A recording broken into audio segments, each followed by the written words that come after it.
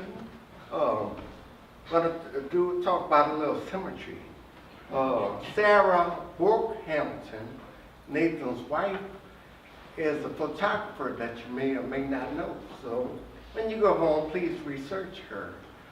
She was the inspiration, and she also did the cover art for our next reader's book. Also, when you get home, research themorningpoet.com and look up Intent.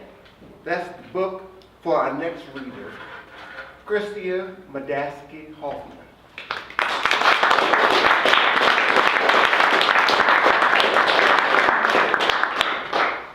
So I'm here by virtue of happenstance and the regular support that happens in the community of poets that I've come to learn about in the last couple of years.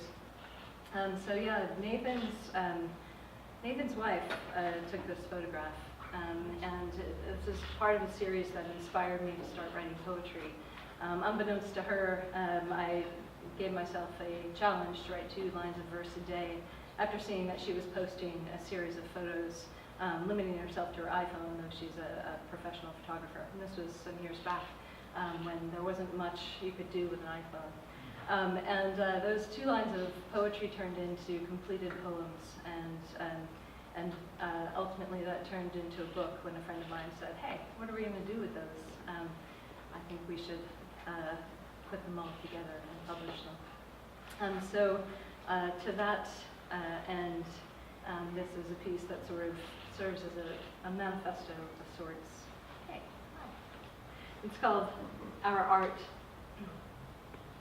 How bold to have created a cup, a bowl, a vase, a vessel that will hold the water, the air of years in its earthen walls, and later enlighten us as to its maker's fate. Could he have known, that craftsman, that his clay would bear the imprint of his era, that his act of crafting that one pot would hold more in import than any other he might undertake?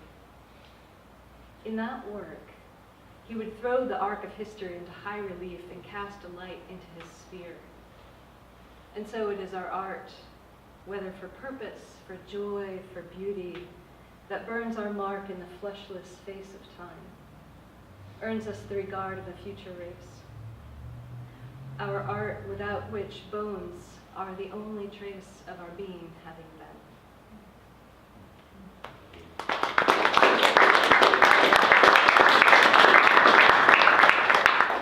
When I started the process of writing and then published this, people would ask, how do you find time to write?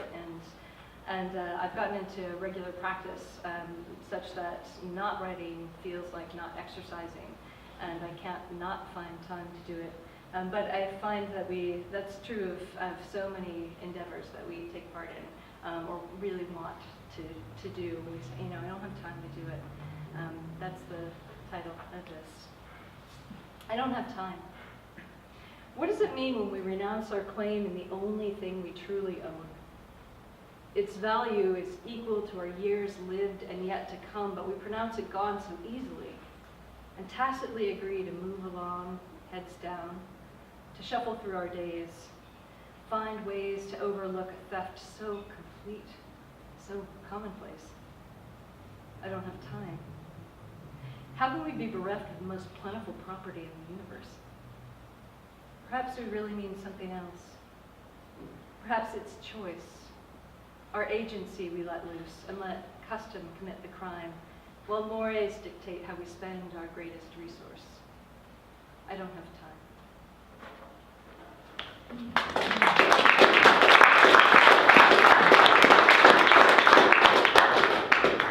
And there's a reason most of these are short.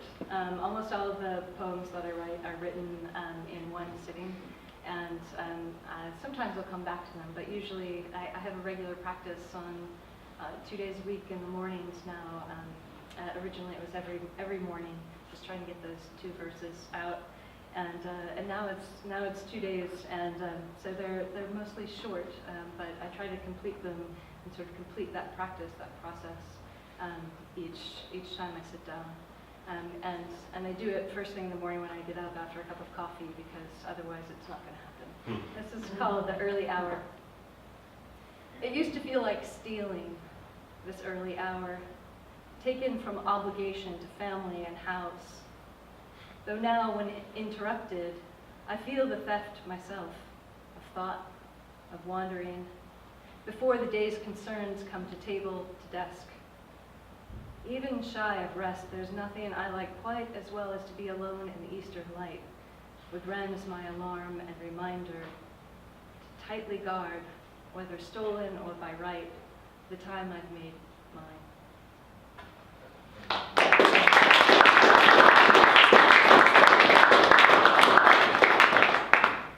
And this feels a little like Nathan's poem. However, you've got a couple of years on me, so I haven't quite come yet to the sports car consideration or lack thereof. But this was written as a sort of part of a discovery. This year has been something of a transitional year, transformative year for me. And I did just turn 45, so the title of this one is 44. At 44, I'm learning to use my words. This arose as a result first of learning to laugh. Not that I didn't know how, just that I wouldn't let it out. For years, didn't think I should take up so much oral space. Laughter's loud sometimes wrongly placed. The difference now is how I let it release.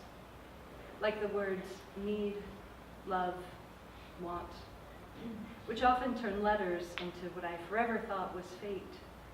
But that just now, at 44, I'm learning, finally, to form, to speak, to state.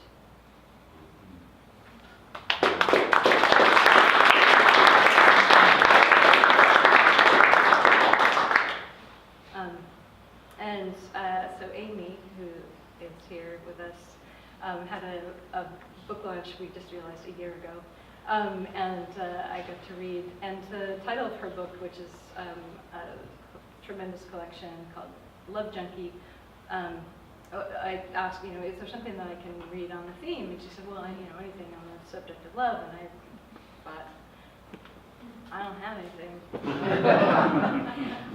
But that got me started, I guess. It sort of opened up the floodgates a little. So, of course, with poetry, some things are sort of, they don't necessarily sound like they're about love, but this one is.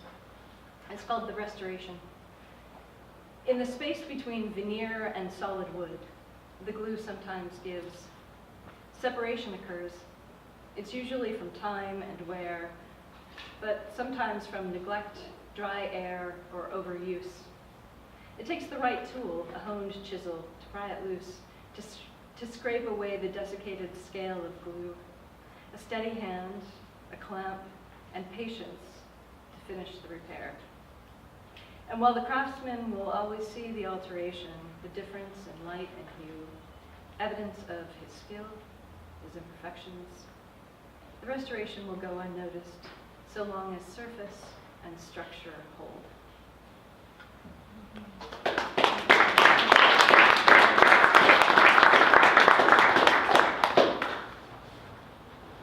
Couple more, Jim? Yeah, do whatever you like. We have a couple seats over here. If you guys standing, want to sit. You can sit over here. And on the same theme of love and relationships, it's called Waiting Silent. I fix each silence with meaning, pulled from the kitchen drawer of my mind, the one jumbled with odds and ends, the spare Allen wrench, size unmarked, phantom keys to decommission blocks, twist ties, Velcro dots, dull pencils, Sharpies that only sometimes work. Why do I keep these thoughts in circulation? Isolated, silence is neutral and weightless. But when the tradition of call and response becomes a one-way conversation, I fumble through my catch-all of speculation when instead I could use the stateless quiet to sort what time and age have taught.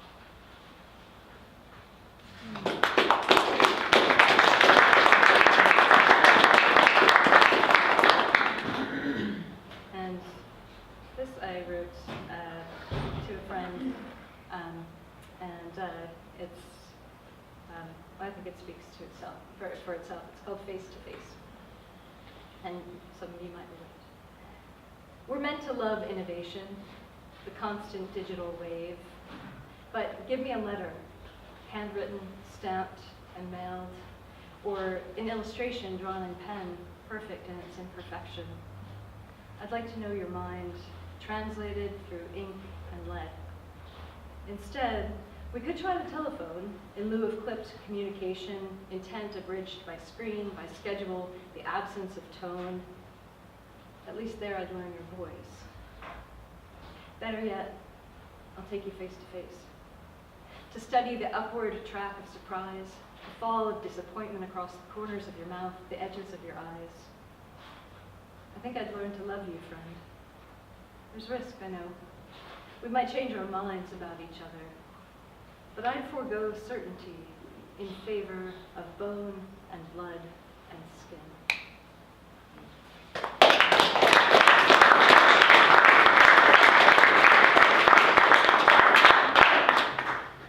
I'll do two more. This one's a little tongue-in-cheek. This is called The Unexpected. Can I order a friend? Please make it a recurring service. With all that we have on demand, movies, books, vegetables, soap, I figure a person should be easy. Please ship them in from beyond my 5-mile radius. I work from home, I could use some outside stimulation. And by all means, leave out the notification of when to expect a knock on the door. I'd rather be surprised. Like when I discovered my personal shopper chose the very best peaches. But that's pretend, I still buy my own groceries. Really, I'd prefer the imposition of an unplanned visit. To remind me how it used to be before Uber, scooter litter, the interwebs, when we would drop in on one another and welcome the interruption. When home phones rang until they were answered, and the doorbell sounded for other than what could be expected.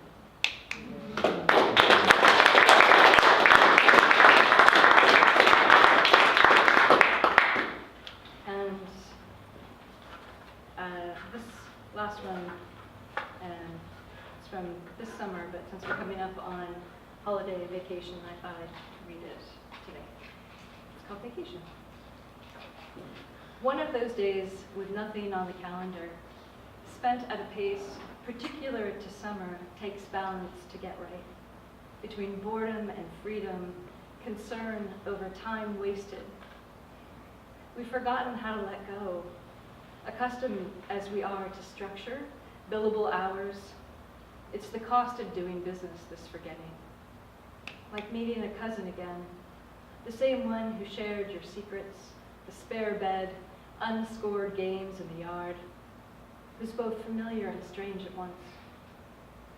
We've been planning for weeks to do nothing more than follow the weather, allow the week to remain unaccounted for.